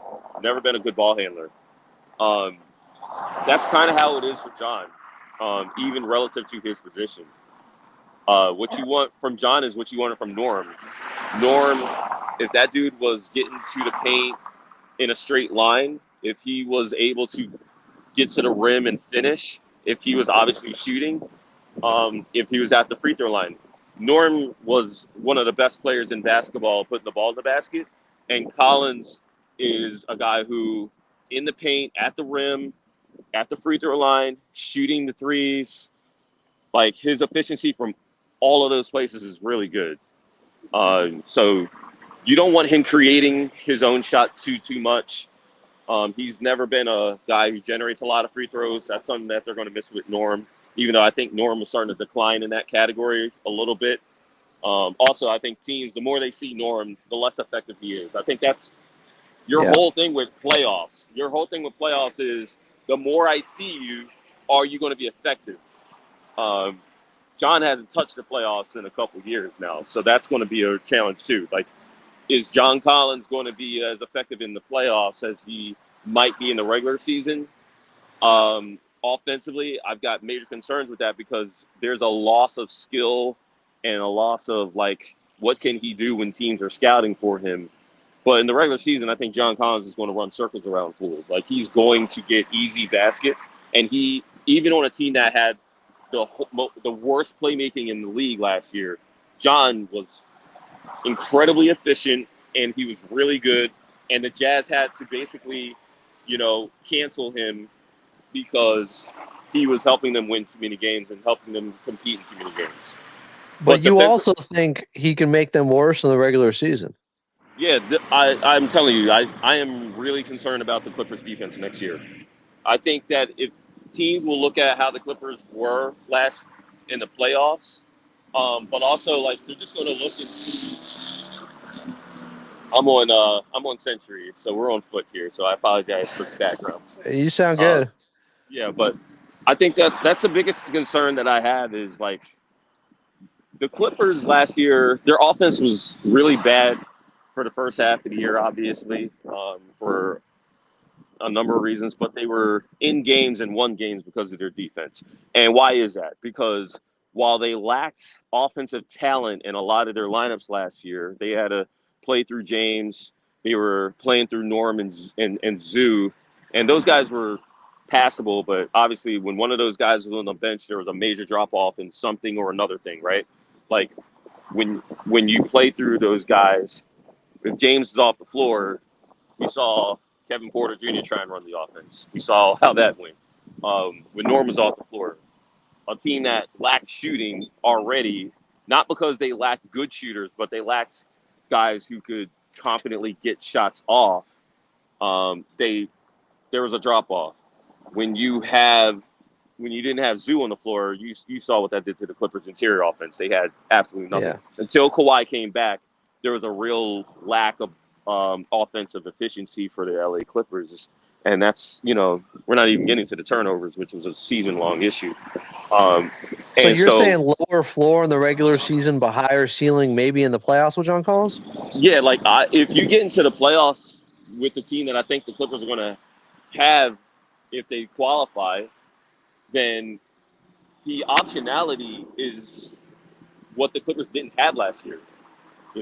In the Nuggets series, the Clippers did not have a credible backup big, especially if you didn't include Nico Batum in that conversation. They didn't have someone who could deal with Aaron Gordon. And why was Aaron Gordon the guy you had to deal with?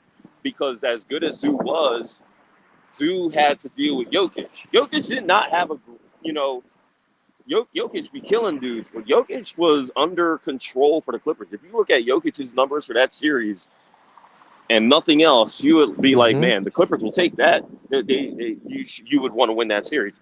But if you look at Aaron Gordon's numbers, Aaron Gordon looked like an All-Pro in that series, right? Aaron Gordon, Christian Brown, Russell Westbrook. Exactly. It was the other guys, even Michael Porter Jr. Michael Porter Jr. in Game 7. Look at what Michael Porter Jr. did in Game 7, especially that run to begin the third quarter. And it's like that eliminated the LA Clippers, so their support players weren't good enough. The Clippers ran out of players, which I did not think after how they finished 18-3 in the regular season. I didn't think the Clippers would have so many guys get canceled by the Nuggets like that. Russell Westbrook being the best bench player out of the two teams in that series, that was a big factor. And so, and the Clippers still need ball handling help. They did not improve a single iota from that department. But let's get to that. Yeah, we'll get to is that. Bradley Beal the next move? Are they making a pitch to him as soon as he gets bought out? Are they offering him a starting job? I think that there's reason to think that that's the other shoe that's going to drop here. And if y'all don't like what I got to say about John, and again, I like John. Like, I love John. Like, I was Collins high from the jump. Like, I'm a big fan of John Collins, the individual talent and player in person. I'm not as there are going to be some things that need to be worked out with the fit. Brad is kind of the same thing. I mean, the fit is going to be a huge concern. If you guys didn't like Norm's availability and defense, then I got bad news for you on that front, because Brad's missed a ton of time in the last 3 years, and the time that Brad hasn't missed, it's just been one question or another about his mindset. His mindset in the starting lineup with stars, his mindset on defense, and then his mindset if he can't play with certain guys in the first unit and has to be a guy who comes off the bench. I'm telling you, all the questions you guys had about Norm get magnified with a guy like Brad. And, I mean, there's some decline there, too. Brad is as old as Norm, but has way more miles on his tires. But again, my argument, though, is he's much better on ball and he can create for others like Norm can't. Oh, yeah, that's your upgrade. Just like when you make this trade with John, you're obviously bigger. You have something that you didn't have, someone who can be a big playing next to Vince Zubac. You just didn't have it, and now you have it. You have roster optionality. Same thing with Brad. You get a guy like Brad, you don't need to handcuff Chris Dunn to James Harden in all of your damn lineups. You know what I'm saying? Brad gives you that. But Brad is not the scorer now that Norm was last year. you talk about playoff viability. Brad hasn't won a single. It's been a while for Brad in the playoffs. Yeah. He and Uh, healthy John Wall. when you talk about even shooting and spot up shooting and being comfortable with that, whatever you think of Brad, like you're not getting you're not making it up for what Norm gave you. Again, Norm was elite. I think you're hoping Brad will be good. I think it's reasonable to expect Brad to be good, but Brad is not as comfortable waiting for those shots. Like, it's going to be a concern. And again, I think Brad was great at putting the ball in the basket last year. I think the Clippers saw that in the very first regular season game at Intuit Dome. Bradley Beal was, to me, the difference between winning and losing that game. I know KD had the bigger shots. The Clippers absolutely took Booker out of that game. But Bradley Beal was a big difference maker in that game. And I think Brad got off to a good start in general last year, but that's the other issue, the issue that has very little to do with basketball. It's his durability and availability. Once Brad started racking up those injuries, it really messed with him. And then you had the issues with everything that went down in Phoenix and with their chemistry and their intangibles and their coaching situation. But nothing that Brad does on the basketball court matters if he's only going to do it for, 55 games. And so that's the biggest thing with Brad. And again, if you start a lineup, again, spitballing here, because I don't want to commit to this too much. I'm not saying, oh, this has definitely happened. I don't think that's fair to say that right now. But, Who's Brad's in the going to hunt for him? anyone who can pay them more than the Clippers. Oh, okay. Yeah, So money. if they get him, would it have to be the 5.3 million?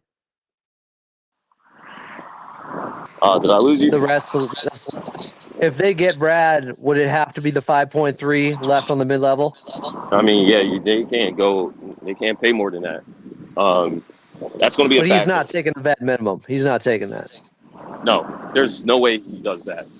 Like this is Bradley Beal we're talking about. Bradley Beal has a no trade clause. This buyout is going to. I didn't even think that there was a possibility Brad could get bought out because I was just like, that is a crazy amount of money to be giving up by both sides. Not just people have to remember, buyouts aren't just, all right, we're letting you go. And teams want their money back for that. You're under contract. You're giving services for what you signed for on an NBA contract. And that contract transfers team to team.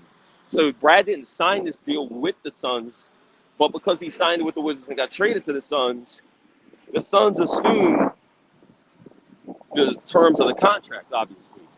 If you get bought out, you're giving money away to get your free agency. That is a sacrifice, a consideration. Yeah, you get you get paid, but that's these guys, even though they make a lot of money, they're not trying to give away money.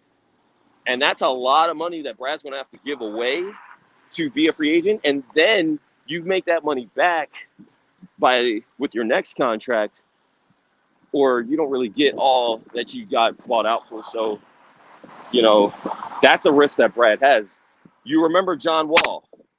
When John Wall got bought out by Houston, and that was only the last year of, I think, $47 million.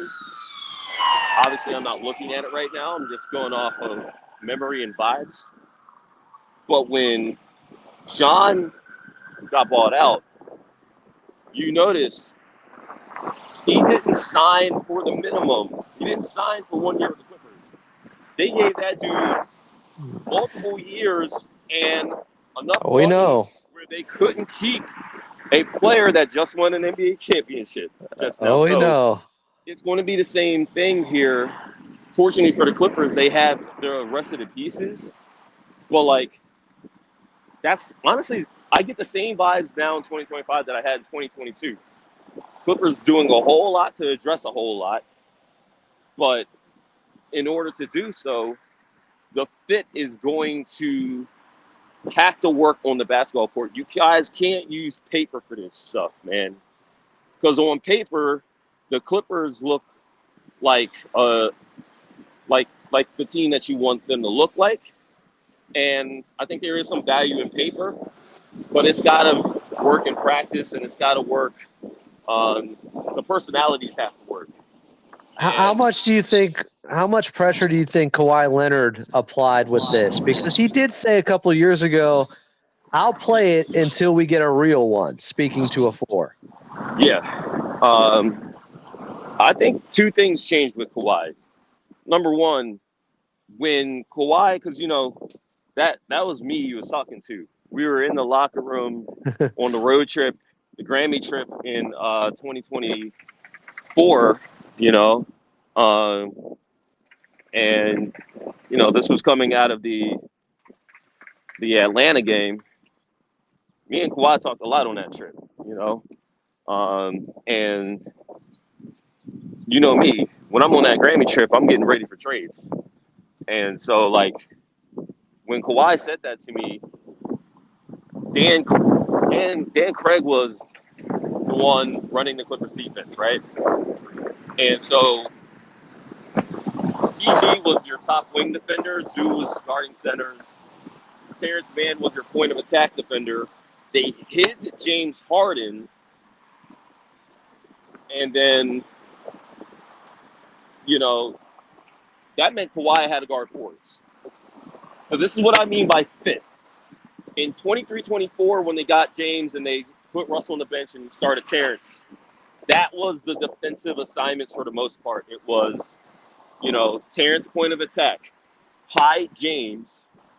Paul was the guy taking the perimeter wings for the most part. Kawhi was the guy taking the bigs for the most part. And Zoo was taking the centers, right? And the Clippers, when they went small, they had Russ guarding every damn body. Norm, they more or less hid. And they didn't have a Nico Batum. They had PJ Tucker, damn it. They were playing Amir Coffey. Again, Amir is a perimeter defender. He's not someone you put on bigger guys. Like, he doesn't have the length or the strength. Their backup center situation was a hodgepodge between Tice, Plumlee, and so Jeff Van Gundy did things differently. For one, you didn't have Kawhi. So everyone concerned with Kawhi, like, you didn't have Kawhi for half a year. They started either Terrence or Dunn pretty much the whole start of the season. That was the point of attack defender. Norm was starting. They hid Norm. They couldn't hide James. So they gave James a big assignment. They were like, we're going to put you on the power forwards. Kawhi's not there. And Derrick Jones Jr. was the guy taking the primary wing defender that Paul George vacated that role when he left in free agency. And then you had Zoo. So you see how this works out, Adam? Like, the responsibilities change. When Kawhi came back, I saw Kawhi chasing guards and wings and being on the perimeter much more often. That doesn't mean he never guarded bigs. Just like now, it's not like he's never going to play the four now. He's still going to occasionally be in lineups where it's him and Derrick Jones Jr. and one big. That big, though, it could be four guys. It could be. I'm not saying this is a starting lineup, so don't get me in trouble, okay? But like, aggregation coming. But yeah, it's like you can have two guards out there, DJ, Kawhi, and either one of Zoo, Brook Lopez, Nico Batum, or now John Collins because he's on the team. I think you'll see some lineups where Collins and Brook Lopez play a lot together, and that I think is going to be the best thing for John. Because I have some concerns about Collins and Zoo getting in each other's way a bit offensively, especially if Kawhi loves the post and the mid post. So Kawhi can do that easily when it's just Zoo, but Collins is going to be spaced out more than he probably has ever been. He's never played with this many guys who don't need John Collins, basically, right, offensively. But have him in there with Brook Lopez. John hasn't played with a lot of centers who can shoot it. And so Brook is great at being spaced out and letting his four cook. Y'all know that because y'all saw Brook and Giannis Antetokounmpo for 7 years do great work in Milwaukee offensively. So, again, roster optionality is looking great for the Clippers, and that's what you need in the playoffs. I always said if John could be on the team, that would be great. It's just the consideration of three things. What are you giving up to get him? How do you fit him in with what you have on both ends of the floor? And he isn't expiring. So does that mean that you entertain, and because he picked up a player option, I got to check on this, but I don't think John is extension eligible. I think you can only have that conversation after the year's over, kind of similar to James Harden. James Harden picked up his player option in Philadelphia.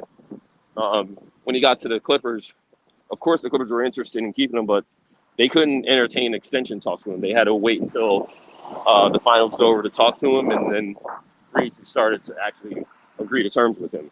But that's the risk that you take. You had to give up a good player in Norm. You need to figure out how to make this work on both ends of the floor. And then when the season's over, that dude's a free agent. A bunch of these dudes are about to be free agents. And there's two ways that can go, Adam. You get guys who are like motivated to do something big, but you also got guys who their mind is going to be like, oh, my contract is up, or I'm entering into a contract year. They might want to get something for me. That disease of more becomes a little bit more relevant when you got a group of guys who are not committed long term.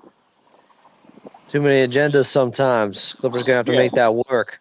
So you quickly have to here, make it work. Last one for you, Law.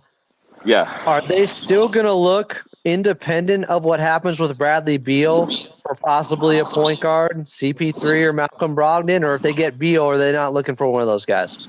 Listen, I'm probably going to put this out sometime in the next 24 hours. I mean, it'll definitely be out in the next 24 hours. I got a plane to Vegas in 24 hours, so moves got to be made. But let's just be real. If the Clippers did nothing right now, how many guys are rotation players for the Clippers right now fully healthy? Like, undisputed rotation players. In a playoff series or in the regular season? I mean, both. Like, who would you bat an eye with if they didn't get off the bench fully healthy? This is not that hard. I'm looking for one number, dude. You're looking for 8? 9. No, there's 9. There's 9 guys on that team that, like, are rotation players. Period. Harden, Dunn, Leonard, Collins, Zubats, Bogdanovich, Jones, Batum, and Lopez. You got 9 guys. That's perfect. Now you add another guy to that, then you have 10 guys, which I think is ideal because I think the Clippers, being a team that has older stars and a star who isn't as old as James, but Kawhi's durability is a major factor here. You need 10 on this team. And so I think that 10th guy is going to change a lot of things. It makes the Clippers be able to keep minutes down for every single player on the team in the rotation. It makes things manageable when someone is out, especially a big minute guy. But I don't think that if they get another starter, then I can see the Clippers being completely done. I can see the Clippers going into this season with 14. And that also means that if they do add another point guard, that point guard has to be cool, not playing a lot of minutes, not playing every night. Is that the issue with Chris Paul? He wants a bigger role? I think that's an issue, I guess. Not the issue. I mean, I kind of wrote it when I wrote my story last week, kind of previewing the Chris Paul dilemma situation. Chris is 40 years old and 6 feet tall. Like, I mean, he would fix the biggest single issue that Clippers have to me as far as regular season ball, and that's, the ball handling situation, playmaking. They desperately need someone who can do that. Now you need someone who can do that better than Norman Powell, right?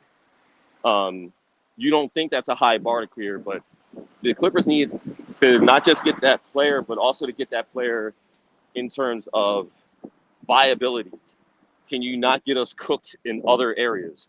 So you can't just get a small guard who can't shoot, or a small guard who defensively can't do anything. The one thing Chris can do defensively is he's smart, he knows where to be, but I don't think the Clippers are going to be too broken up about missing out on Chris if that's what happens. Sorry, I got to get some identification, and then I got to let you go, Adam. But yeah, like I think that the Clippers are taking some interesting approaches. I will leave you with this. I do think Chris Dunn might be your backup point guard next year. That's a real possibility. He's Law Murray, at Law Murray, the NU, does it for The Athletic. I am putting the link in right now. This is what you got to do next. Click on the link, subscribe, make sure you're hooked in with Law Murray because Thank you. he is about to write his masterpiece on this story. Thank you, Law. Love you, man. There goes Law Murray. There's the link. Well, I think that was thorough. I think we got to everything. I mean, I was thinking 8 for a playoff rotation right now. 9, but yeah, you need 10 guys in a regular season. All right. You heard the man. CP3 is a real possibility. Beal's a real possibility. John Collins is a Clipper. I'm Adam Osland. You've been listening to Clipper Stock.